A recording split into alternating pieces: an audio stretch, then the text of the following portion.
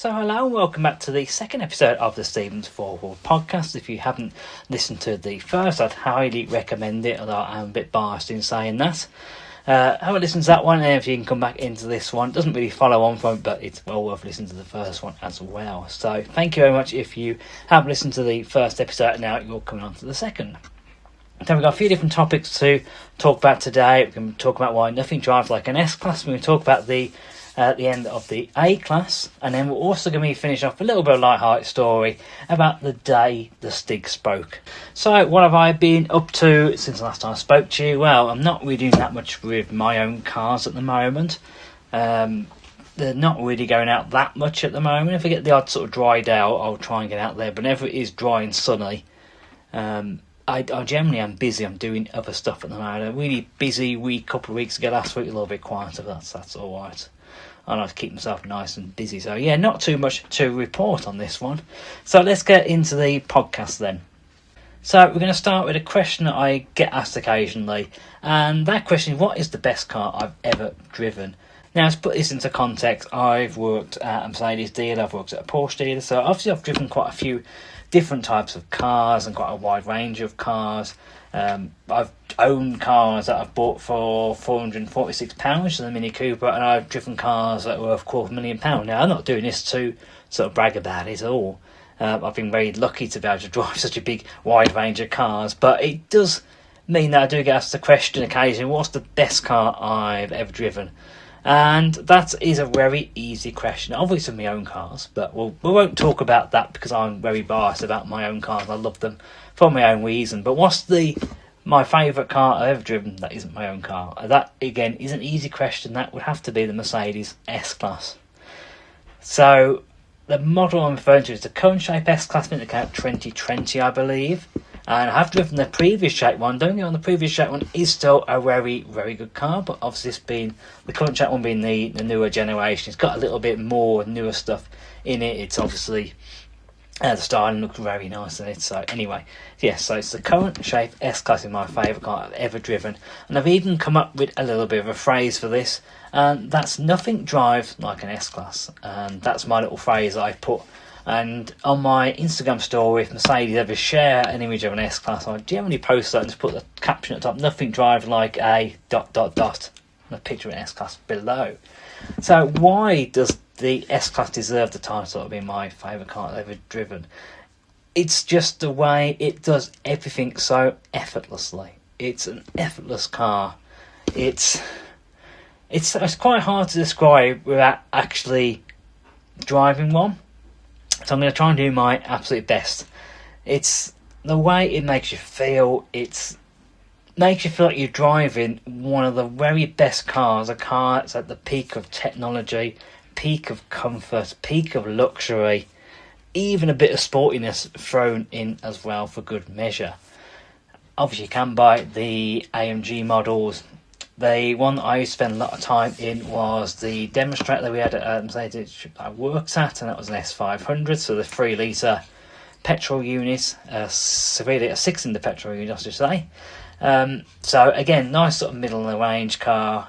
I think they did a diesel as well. This one I think was like a Premium Plus Executive, I believe. So I think that was a spec engine on Premium Plus Executive, its full title. And yeah, just an absolutely lovely car. If you wanted just a bit of easy cruising, it would just be effortless at it. You know, I'm going to keep using that word. But yes, you glide along the road, wouldn't really feel a bump in the road, just be as easy as you want. And obviously, with the latest adaptive cruise control, it will even steer itself as well. So all you have to do is put your hands on the wheel and it will guide you along the road in certain situations. And yeah, fantastic, very easy car to drive, very comfortable car to drive. I also put the car into sport mode. It lowers down the air suspension. It obviously tightens up the steering a little bit. I don't know if it tightens up the suspension, I'm not too sure. But I remember going down A road and I wasn't absolutely, throwing the car around. It's not my car. I respect that. It's someone else's car. But, I was sort of going into the corners.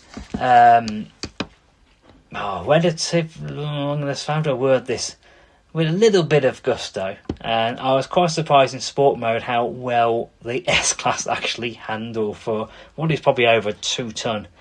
of German metal, rubber and plastic. It's amazing to think how well it's handled, and it's just a car that left a very lasting impression on me, and I would love to drive another one.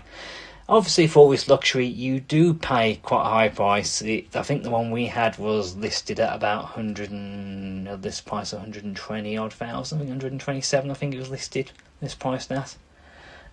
So yes, quite a luxury car, quite an expensive car, but I do think you get what you pay for.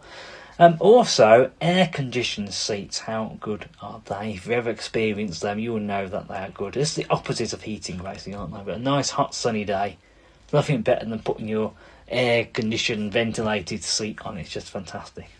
So, I recently read an article that Mercedes have announced that they're going to stop making the A-Class. Now, I couldn't quite work out from this article whether this was going to be just the A-Class, either the model on its own, again, they're not a standalone model, or whether it was the platform that the A-Class is based on. Now, that's quite important because that Mercedes A-Class platform is used on other models, such as the B-Class, the CLA, GLA, GLB, EQA and EQB. I think that's everything.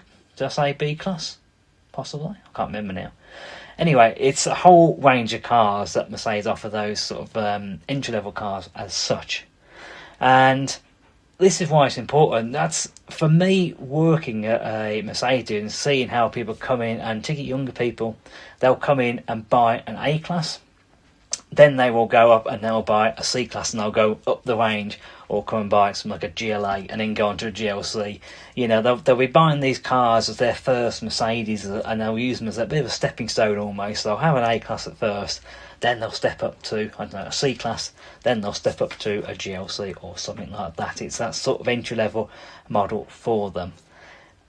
It also accounts for quite a few of the sales. Now, I don't have any official sales figures for what Mercedes sell A-Classes every year here in the UK, but from working at a dealership, I can tell you that a third to half our stock were A-Class or A-Class platformed cars, so B-Classes, GLAs, GLBs. Obviously stock levels change and the amount of cars haven't changed, but I would say about a third to half of them were that platform. So it's an interesting one, and you do sort of wonder what Mercedes is going to place it with. Now, I did hear that Mercedes were actually going to not do a replacement for the current A-Class. I've heard that a few years back, and it doesn't look like they are at the moment. They still look like they're going to end production. So the entry-level C-Classes will then be the C-Class and the GLC. They're not going to be offering anything smaller than those. You want a smaller off-roady, the smallest I'll do is a GLC. You want a small saloon. Again, you can't buy an A-Class saloon, you can't buy something like a CLA, technically a coupe a CLA, but we'll call it a saloon for this basis. The smallest saloon you'll be able to buy is a C-Class. What's also interesting is just after this, Mercedes announced that they actually have had that much demand.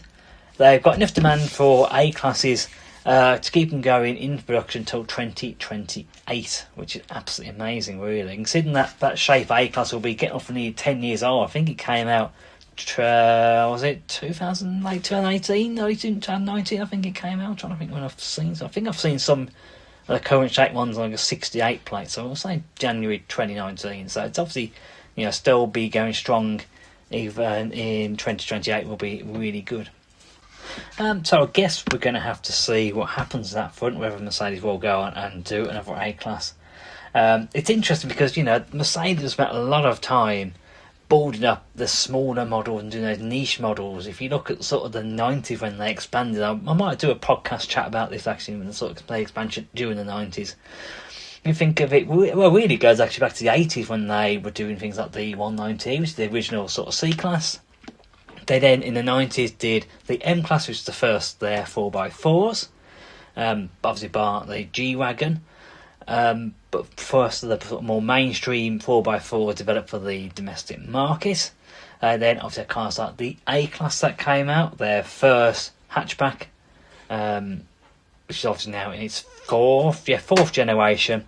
And then you get cars like the SLK, obviously own an R170 SLK from 1999. So Mercedes were really pushing boundaries And it's interesting because you think how much the 4x4 market is, how big that market is today. And obviously small little hatchbacks seem to be almost going out of fashion almost. So there is one reason maybe Mercedes are doing that. You have to look at cars like two-seater convertibles like the SLK. Obviously Mercedes ended SLK or SLC production in 2021, I think that time. So it's interesting to see those three different cars that they launched, how they now are just going down the 4x4 route. That's what everyone seems to want these days. Now I want to ask a bit of a question. Does anybody else constantly think about what next car they're going to have? I've been thinking quite a bit recently about what my next daily would be. I have my B-Class, which has only done 66,000 miles. I think it's still got plenty of miles left in it. It's always been quite reliable for me. I've had a few little sensor issues, but my advice for buying cars that generation, is a 2012, just for reference, is that the engine and gearboxes are fine, long as you look after them, and service and rigging, all that sort of stuff. But it's always electronics and the sensor that will let them down, the Achilles heel of that generation of cars. And I found it very much the same when I had my 2011 R172 SLK as well. There always had a few little issues just coming through, and mainly due to electrics and sensors. But anyway, I've sort of been thinking quite a bit, what would I have? And I don't necessarily think about what I'm going to have if I had to buy one tomorrow. I'm sort of thinking about it in a few years' time. So I'm looking around at cars like maybe sort of 5 years old, I don't know. Just thinking about ahead, what would I actually want to buy next? So currently, I think I'm split on about 3 or 4 cars. I would love a GLE.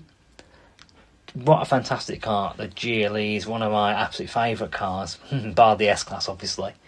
So yes, I do like the GLE, but I do think it's a little big. I don't think I need a car that big for daily driving, to be honest. I quite like having a smallish car, but not like 3500 size car, so that's small or smart car size. I like some a little bit bigger than that. So the B-Class is quite a good size. So I was thinking about going for possibly a newer shape B-Class, but I would like something with 4-wheel drive. So you can get a current shape B-Class with 4-wheel drive. They did do a 220 4MATIC, so the 2-litre petrol engine with 4MATIC. And you can get those very, very well. I looked on Auto Trader about a couple of weeks ago, and there was 3 on there. I think only B classes are on there, and there was just 3 actually for sale. So yes, quite interested in that choice. Whether I go I'd probably go for another diesel. I know the only petrol engine they did do, apart from the 2-litre petrol and the 220, the only other one they did was the 1.3. And you know, for someone like me who does a bit of motorway driving occasionally, the car needs a bit of a jack of all trades really. I just think the 1.3 is just getting a bit small for me, particularly when I go out on the motorway and do some longer journeys. So that rules out that engine. So I'm probably going to have to find one with the 2-litre diesel. Obviously Mercedes did do a generation of cars, and you find even with my B-Class actually in 2014 they changed from the 1.8 unit to the 1.5s. You're also finding Renault and Dacias, and that's a perfectly fine engine, but again it's probably bordering on being a little bit small. I mean the B-Class I've got is a 1.8 diesel, and I wouldn't like to go much smaller than that in terms of engine size. I do think capacity, you can't make up for capacity really, can you? And it's fantastic having these little 1.3 litre engine, but I do find you have to rev them quite a bit to get the power out of them, and then you lose the fuel economy. So I don't think really I'd want to go for one of those. I want to go for something at least 1.8 or bigger. So I'd have to go for the 2-litre engine in the B-Class diesel engine, which is absolutely fine, don't mind looking at those, but then it doesn't have the 4-wheel drive.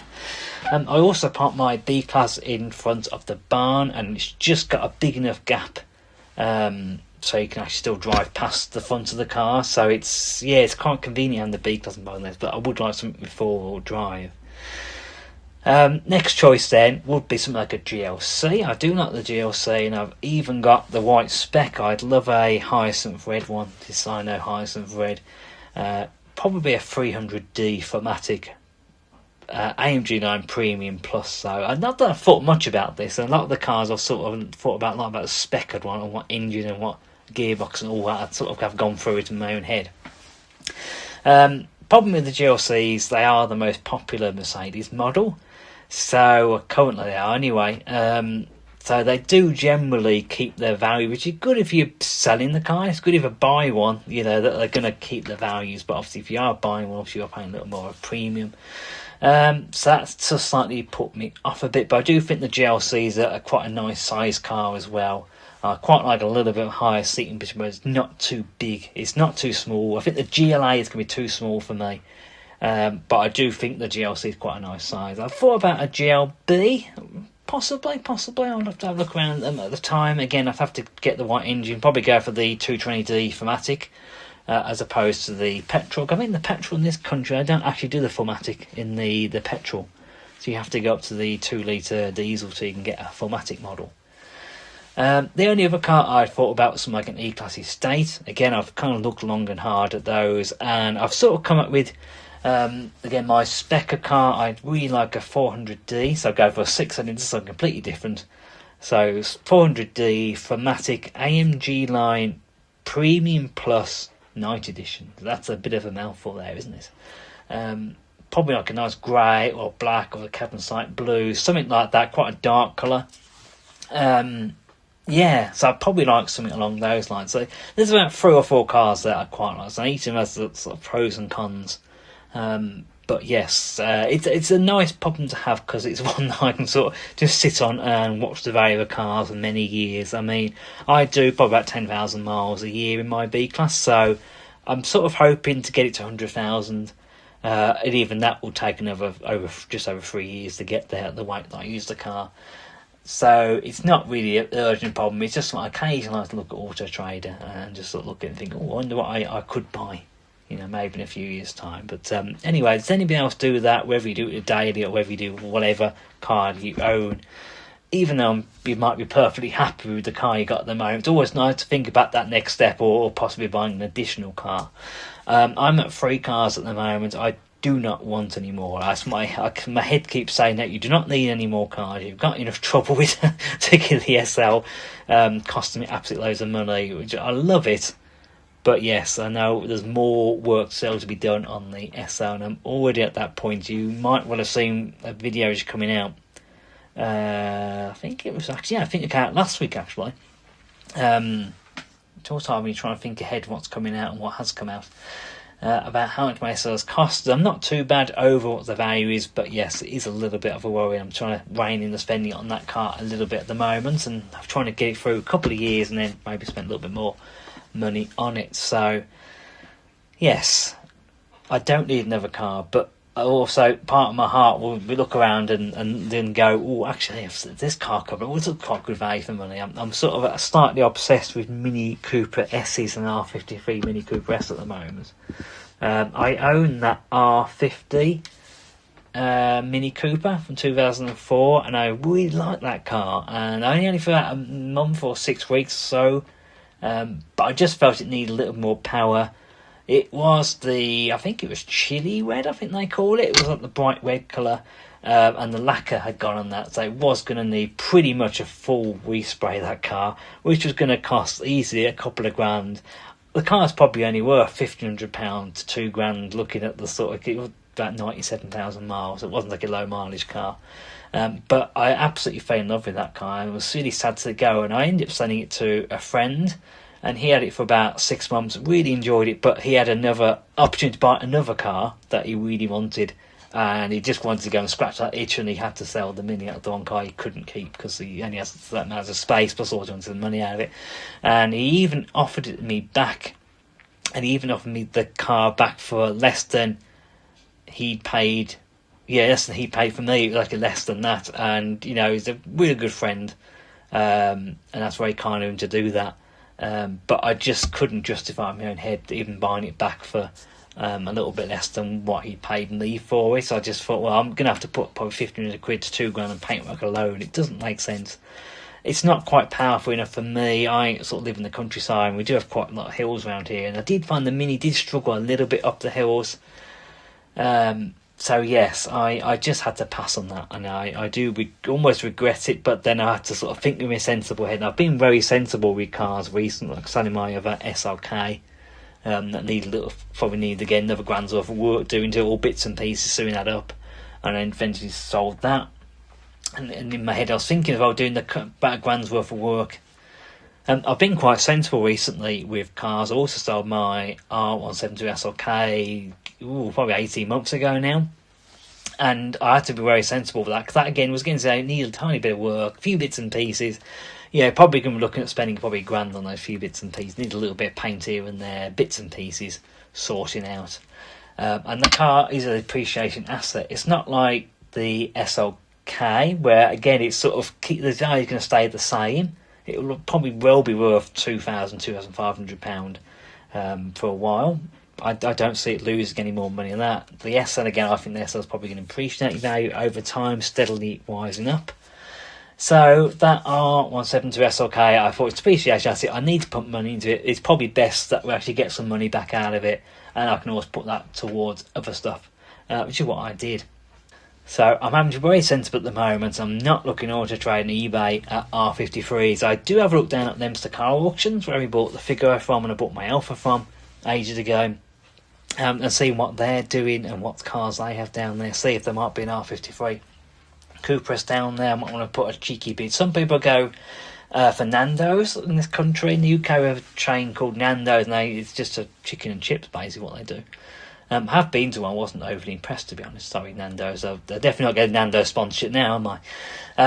But anyway, some people go for a cheeky Nando's. I go for a cheeky bid as a car auction to buy some cheap cars. So I need to get out of that habit, to be honest. It's not the best thing really to get into. So moving on to our final topic of the day, and that is the day the Stig spoke. So this is quite entertaining. I was on the Mercedes club stand at the NEC Classic Car Show, which just happened a couple of weeks ago in November. And I was helping out on the stand, and there was a charity there called the Sporting Bears. Now they offer passenger wides in classic cars and performance cars and supercars, and basically you pay some money to go as a passenger. Obviously it all goes towards a good cause. The people that own the cars are giving up their time. Obviously they're giving up something like fuel and stuff like that, so they're obviously putting their time and effort and a bit of money into it as well, and it's all raising money for the Sporting Bears charity. I'm not going to say too much about them, but just to give you a bit of background on the charity. Now, they had a person dressed up as a Stig. Now, I know this isn't the proper Stig, it's not a Father Christmas. So anyway, he was going round with a member of the Sporting Bears charity, and they were doing a chance for you to get photos and a bit of film, whatever, with the Stig. And I remember we were going to do that, and it was fine. We said, we'll come back in a bit. We've arranged it with him, so I've got a few other stuff to do. Stig didn't do it, his sort of minder did. Went around, did his other stuff, and came back to us. That was fine, about an hour later. Absolutely fine. We were sort of standing around a little circle. It was me, the minder, Stig's minder. That's sort of a weird thing to say. And the Stig stood next to me, and then there was another person from the club there as well. We'll talk about what we're going to do, and the basic idea was, and this is what we're going to do, a very short film. I would be that's very good English. I would be stood next to an SL Pagoda. The Stig would walk up, shake my hand, I'd open the door for me, go and sit in the Pagoda, I'd close the door, and he gives a little thumbs up from sitting inside the Pagoda. So I've got the owner's permission for the Pagoda to do this, fine. Everything was sorted. I thought we had a plan. I thought everything was sorted, and then I just hear this muffled, what are we doing? It's really muffled. That's what struck me at first. I was looking around, I thought, well, I know what the Stig's minder sounds like. It wasn't that voice. I know what my colleague sounds like. Definitely wasn't him. I thought there's no one else around. And suddenly I realised the Stig had spoken. I suddenly realised that he'd broken character, and he didn't quite know what was going on, bless him. Obviously, I know it wasn't the Stig, but that's the whole thing about the Stig. If you ever watch Top Gear, in fact, I haven't said what the Stig is, have I? I'm hoping most people know. Basically, the Stig was the racing driver for a program called Top Gear. He'd basically come in and he wouldn't ever say anything. He'd just walk in, come and do his driving bits and walk off again. Wouldn't speak. He wouldn't really do anything. He was seen as always an alien-like figure. Didn't quite understand the wheel well, and he just would drive really quick and drive really well. So, yes, but part of the act of that was that he didn't speak. He never spoke of him. You don't hear what he sounds like. He's a bit, it's like a Mr. Bean sort of character almost. He doesn't really say a lot, doesn't really ever act a speaking part almost. Very much sort of silent movie sort of stuff. And just to hear the Stig speak and the break character, again, I know it wasn't him. I'm not that stupid. So yes, that was the day I heard the Stig speak, and I think I'm probably one of the very few people that can say they've ever heard the not Stig speak. So what have we got coming up on the Stevens 4 Wheels channel, the YouTube channel? So we are going to be having an R170 SLK video. I've done a bit on my SL recently. I think this will be last week, I think. I'm trying to film this about a week ahead. And it gets very confusing what's gone out, what hasn't gone out. I have done a video about true cost of owning my R107 SL. So I've done a couple of SL videos recently, I think.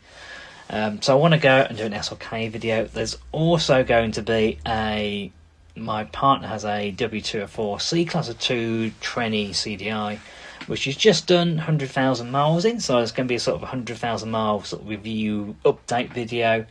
That should take us up to Christmas, and just after Christmas we'll have a usual monthly update video. I talk about what's going on. I don't think there'll be a lot going on, to be honest, with that video.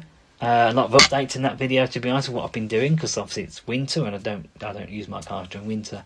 So I'll probably be more focused on some of the stuff that's coming up next year, because it is in December by that point. So some really exciting stuff coming next year. We've got 30th anniversary of the R170 SLK, 35th anniversary of the Figaro, because my partner also owns a Figaro as well. That's one of the first events that we've actually found out about for next year. The Figaro Owners Club are running a 35th anniversary. I think it looks like a weekend from Friday through to the Sunday, to go a whole weekend celebrating the 35th anniversary of the Figaro. We actually did watch a video of the first year from my partner's car. She didn't own a car at the time. My partner's car was actually there at the first year, so we sort of want to go along to that. So whether we'll go along and do a day, whether we're going 2 days, I haven't fully announced the details yet. It's just like a save the date. We're doing something this weekend to save the date. So that's something we will be doing. And that's one of the first events we found out about. So yes, so in my December monthly video, it won't be really much of an update video. It'll be more looking forward into 2026, which is scary how quick that has come around, to be honest. So yes, so we'll be looking at plans for 2026, looking at some shows that we've got penciled in. The other big number of shows that I've just been through earlier today, actually, was Chelsea Walsh, Live Park Close Chelsea Walsh. So we always get a membership up there. We're quite regular sort of visitors up there. So yes, we'll be up there again. I'll go through that in a bit more detail. So as ever with the podcast, I want to try and end with a fact of the podcast. And not so much a quick fact, it's quite a long fact, this one.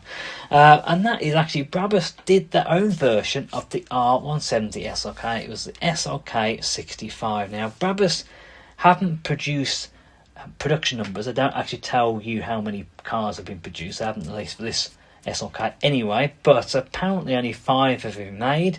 There are 3 left-hand drive cars, 2 right-hand drive cars. Now one of the right-hand drive cars was written off, so only 1 right-hand drive car still exists, and obviously now it means only 4 of the 5 still exist from what we can gather. The first owner of the right-hand drive car that survives was Tom Cruise. He actually purchased it as a 6.5 lookalike, so it had all the Brabus body kit and all that sort of stuff, but it actually had the standard 2.3 engine, so I believe it was, you would buy an SLK and then have the Brabus kit installed on it, I believe. I don't know, I'm not sure on Brabus, I might have to research that bit. So it actually had the standard engine, Tom Cruise's version. He then carried out a Brabus conversion, so it had the 6.5 litre V8 with 450 horsepower. And things like the brakes and the suspension are also upgraded. So yeah, interesting car. I think it was for sale over at the SL shop I was feeding a couple of years ago, that car. So it's quite a bit of history behind it. So yeah, really interesting story. Go and have a look at it online. So that brings us to the end of today's podcast, our second podcast. So thank you for listening to this episode of the Stevens 4 podcast. If you have any topic you'd like me to discuss or any questions, please do put me in a comment below or email me at hello@stevensforwards.co.uk, and we'll see if we can fit into one next podcast. So again, thank you very much for listening. I'm trying to get through a little bit of a structure for each of the video, a little bit of trial and error. Hopefully after a few we'll be cooking on gas, as it were. So thanks again for listening, and I'll speak to you again very soon. Goodbye.